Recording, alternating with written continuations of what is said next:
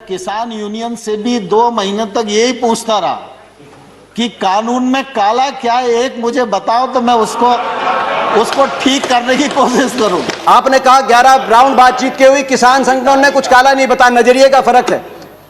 आप इसको बड़े व्यवसायी के प्रॉफिट मार्जिन के नजरिए से देखते हैं या आप इसको किसान के जीवन मरण जीविका के नजरिए से देखते हैं।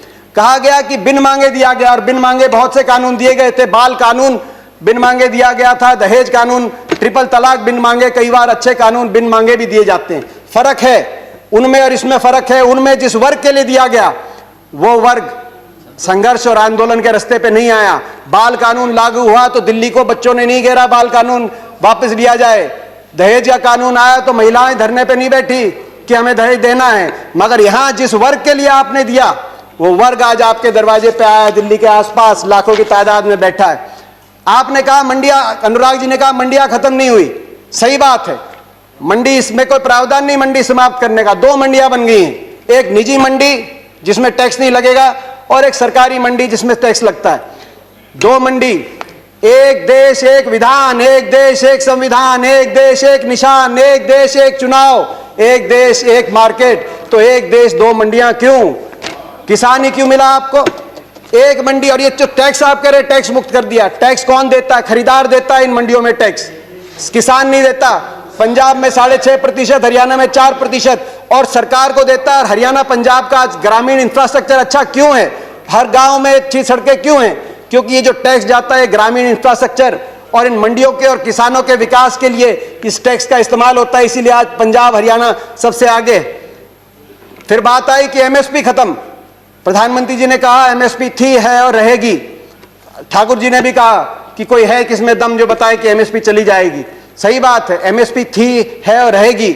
मगर क्या एमएसपी सभी किसानों को मिलेगी और सभी फसलों पे मिलेगी? प्रश्न इस बात का उठता है। आप में दम है खड़े होकर आप कह दें कि एमएसपी मिलेगी हर किसान को देश में? आज भी शांता कुमार कमेटी बताती है कि मात्र 6% से 16% तक किसानों को एमएसपी मिलती है। बाकी देश में बहुत से ऐसे प्रदेश है जहां पे एमएसपी नहीं मिलती।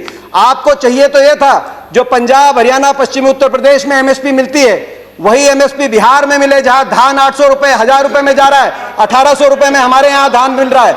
आपको चाहिए था कि इसको वहां पे लेके जाएं, मगर आप वहां के किसान को की परिस्थिति हमारे यहाँ की करने की बजाय हरियाणा पंजाब के किसान की परिस्थिति उस तरह की करने की तरफ लेके जाए। प्राइवेट की बात करी कि आप प्राइवेट का खिलाफत कर रहे हैं। प्राइवेट की खिलाफत नहीं कर रहे, प्राइवेट आए, मगर मंडी के अंदर आने से किसने रोका प्राइवेट को? प्राइवेट मंडी के अंदर आए और एमएसपी से ज्यादा में खरीदे। कह रहे हैं बाहर भाव ज्यादा मिलेगा, विकल्प होगा, बाहर ज्यादा मिलेगा, बाहर ज्यादा भाव मिलेगा प्राइवेट में। तो आपको यह कानून बनाने में क्यों आपत्ति है कि अगर एमएसपी से कम का कोई कॉन्ट्रैक्ट होगा तो वो कानूनी बाध्य, उस पर बाध्य होगा।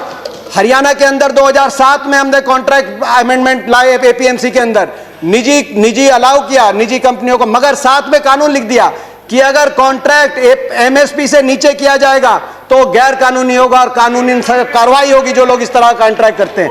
आप कह रहे हैं ज्यादा मिलेगी तो आप कर दीजिए, ये कानूनी प्रावधान देने का आप काम करें।